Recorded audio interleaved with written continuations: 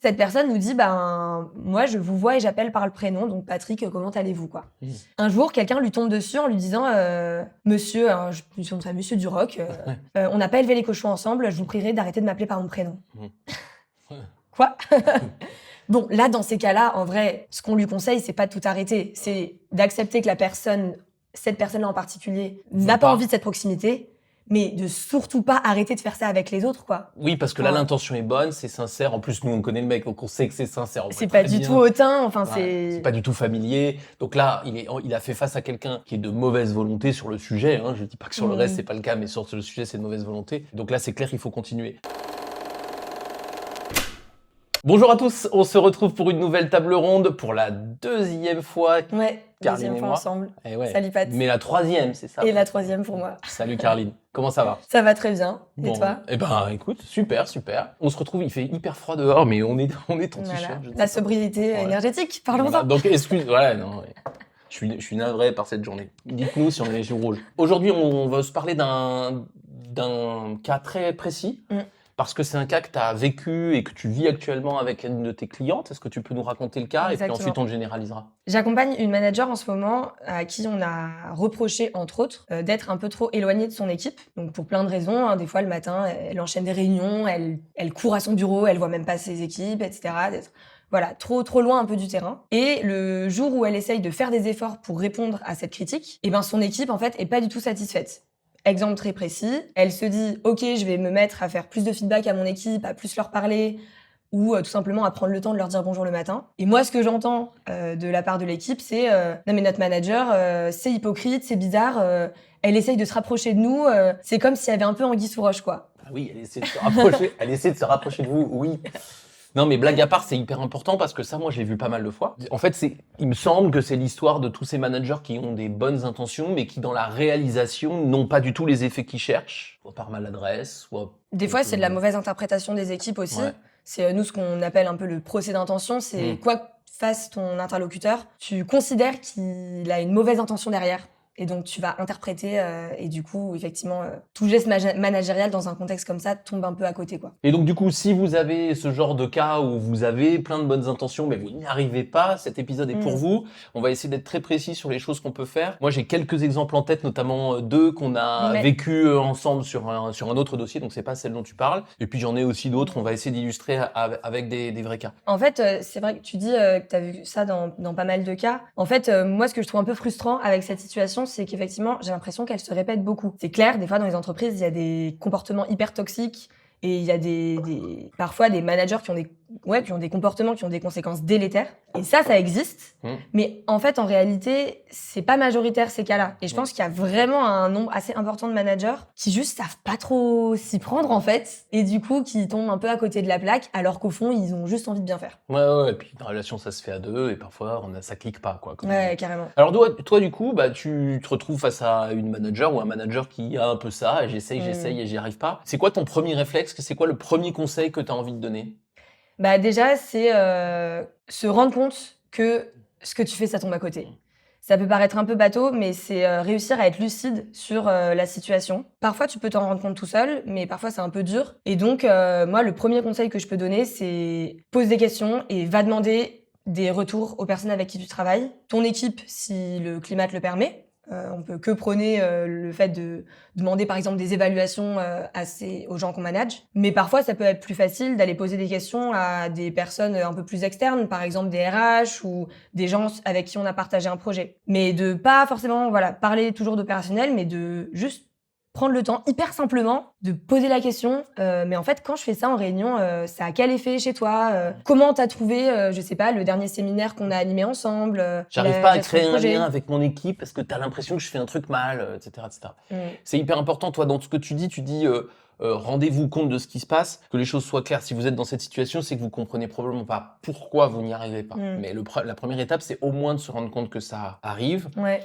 Moi, je sais que quand nous, on est des petites souris, on entend en général les deux côtés. Hein. Mais quand j'ai beaucoup de déni, je suis beaucoup plus inquiet que face à des gens qui s'inquiètent de ce truc-là. Et je me rappelle de Karim, qu'on connaît tous les deux. Coucou Karim. Il a eu des difficultés pour s'intégrer dans l'équipe. Là, c'était moins avec son équipe qu'avec ses pairs. Mais en fait, Karim, il venait me voir en me disant j'y arrive pas, qu'est-ce qui se passe? Et il me demandait un regard extérieur sur ce qu'il fait. C'est pas forcément avec un consultant que vous allez le faire, mais déjà, juste, j'y arrive pas, je comprends pas pourquoi, je m'en sors pas. Moi, j'ai un manager j'entends ça, j'exclus presque complètement le côté toxique. Ouais, c'est clair. Pratiquement à 99%. Si vous êtes là, c'est que vous êtes, même si vos effets peuvent l'être, hein, toxiques, c'était pas le cas de Karim, mais si les effets peuvent être toxiques, en fait, j'exclus l'intention du coup. Ouais, carrément. Forcément. Donc ça, je pense que c'est vraiment le premier truc, aller chercher le feedback. Ouais.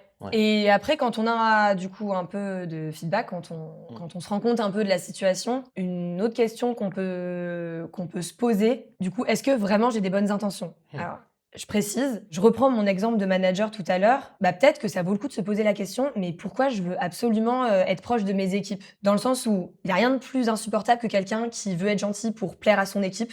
Alors même si l'intention, elle est louable derrière, en réalité, si tu te poses vraiment la question, mais en fait, c'est quoi mon intention? Et que la réponse, c'est « Ah mais en fait, ça m'intéresse vraiment de savoir comment ça se passe le quotidien de mes équipes », très certainement que la même action, donc aller dire bonjour, aller demander à ton équipe au fait, ça se passe comment ton projet en ce moment? Et l'effet sera pas du tout le même parce que pour une même action, en fait, l'intention qui est derrière, souvent on la ressent et souvent on perçoit un peu quand mon manager veut se rapprocher de moi, mais en fait, je la sens pas réellement intéressée. Une autre façon de le dire, c'est ne vous forcez pas. Carrément. Ne vous forcez pas. Et d'ailleurs, moi, il m'arrive de temps en temps quand je suis interrogé par un manager ou une manager comme ça qui bloque, qui dit j'y arrive pas. On va voir qu'il y a je le fais pas tout le temps, mais dans certains cas, je lui dis bon arrête tout. On va commencer par tout arrêter, notamment quand j'ai l'impression que malgré les bonnes intentions, les effets peuvent être assez délétères, voire très négatifs pour certaines personnes. Dans ces cas-là, on arrête tout, on réfléchit à ce qu'on est en train de faire, on vérifie que les intentions sont bonnes, et là où on a des intentions très sincères, on redémarre. Et là, tu recommences, exactement. Sur quelque chose de très basique, très sincère, très simple. Et dans ces cas-là, mais n'hésitez pas à tout arrêter. Hein. S'il y a danger, il faut arrêter. Prenez de la vie, elle dit quoi. Par contre, il y a des cas où on se dit... N'arrête pas. En fait, faut pas arrêter.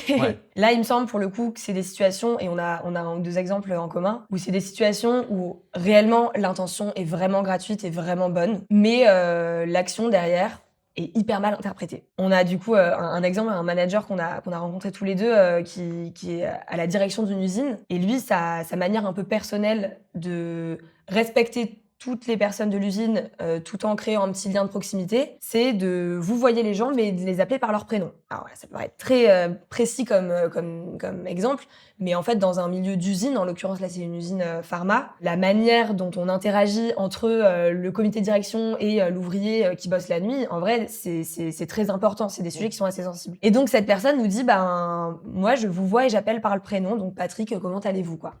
Un jour, quelqu'un lui tombe dessus en lui disant, monsieur, je me suis montré monsieur Duroc, on n'a pas élevé les cochons ensemble, je vous prierai d'arrêter de m'appeler par mon prénom. Quoi? Bon, là, dans ces cas-là, en vrai, ce qu'on lui conseille, c'est pas de tout arrêter. C'est d'accepter que cette personne-là en particulier, n'a pas envie de cette proximité, mais de surtout pas arrêter de faire ça avec les autres, quoi. Oui, parce que là, l'intention est bonne, c'est sincère. En plus, nous, on connaît le mec, donc on sait que c'est sincère. C'est pas du tout hautain, enfin, c'est pas du tout familier. Donc là, il a fait face à quelqu'un qui est de mauvaise volonté sur le sujet. Hein. Je dis pas que sur le reste, c'est pas le cas, mais sur le sujet, c'est de mauvaise volonté. Donc là, c'est clair qu'il faut continuer. Il y a un autre cas où il faut continuer, qui est à mon avis un peu le cas de ta manager, c'est que dans un certain nombre de situations, on est en train de changer les habitudes. Pour moi, c'est le cas de ta manager, c'est-à-dire que elle disait pas assez bonjour parce qu'elle avait pris des mauvaises habitudes. Pour une raison ou pour une autre, peut-être parce qu'elle en a discuté avec toi ou avec quelqu'un d'autre, et se dit bon, c'est vrai qu'il faut que j'aille faire plus bonjour. Et sur le début, ça semble factice, mais en fait, elle en a vraiment envie. Oui. Bon, faut continuer. Oui. Et parce qu'il faut passer le côté se déshabituer et se réhabituer. Et d'ailleurs, particulièrement sur le sujet en tant que manager, quand tu veux te rapprocher de ton équipe, parfois tu vas juste demander, passer une petite tête sur le plateau ou dans l'usine. Alors, ça se passe comment? Donc, t'essayes de t'intéresser. En fait, souvent, c'est quand t'essayes de t'intéresser que tu te rends compte que les gens, sont intéressants et ont des trucs intéressants à raconter. Et du coup, peut-être que c'est juste le début, un peu le passage de la première vitesse qui peut parfois paraître un peu maladroit. C'est pareil, la première fois qu'un manager va demander une éval à son équipe, peut-être que les langues, elles vont pas se délier. Mais en fait, si derrière, tu sais pourquoi tu le fais, la première fois, ça va être factice. La deuxième, la troisième, ça va aller mieux. La deuxième année où tu mets en place une évaluation, en gros, tu demandes à tes équipes de t'évaluer. La deuxième année, les langues seront probablement plus déliées que la première, quoi. Ouais, moi j'ai aussi une expérience un peu personnelle sur un point précis qui est les feedbacks positifs. C'est un truc que je dis beaucoup aux managers, mais j'essaie de m'appliquer à moi.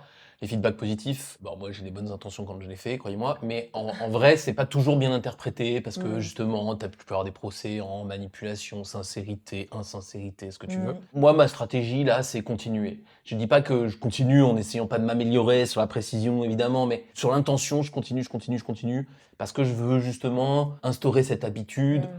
Et justement, je veux que petit à petit, on dise, OK, donc lui, quand il est content, il dit qu'il est content, et voilà. Et en fait, le problème, c'est que ce genre d'habitude, quand vous les prenez, voilà, vos équipes peuvent dire, c'est hyper bizarre, je suis un peu mal à l'aise et tout. Bon, donc là, pour moi, il faut insister. Mais d'ailleurs, c'est marrant l'exemple dont tu parles parce que du coup, toi, tu me manages et moi, je l'ai vraiment vécu ce truc-là. Où au début, quand on te fait un retour un peu gratuit, tel truc s'est bien passé, ouais, bravo, ça s'est bien passé. Et tu t'attends à un mais en fait, tu sais, la fameuse le truc horrible que j'ai appris en école de commerce, tu fais un feedback, ne faites pas ça surtout. Non, méthode du sandwich quoi. Feedback positif, feedback négatif, hop, feedback positif pour oublier. Je me sens sale. Et toi, tu fais pas ça parce qu'en fait, quand t'as un truc négatif à dire, tu le dis. Et quand t'as un truc positif, tu le dis aussi. Donc au début, tu guettes un peu le danger. Et puis en fait, vraiment, au bout de la 3e fois, tu te rends compte que... en fait, juste, il avait envie de me dire que ça s'est bien passé, quoi. Basta. Et donc, la manager de Carline, il faut dire bonjour. Bonjour. Non, mais pour de vrai, en plus, c'est vraiment ça le truc, il faut y aller.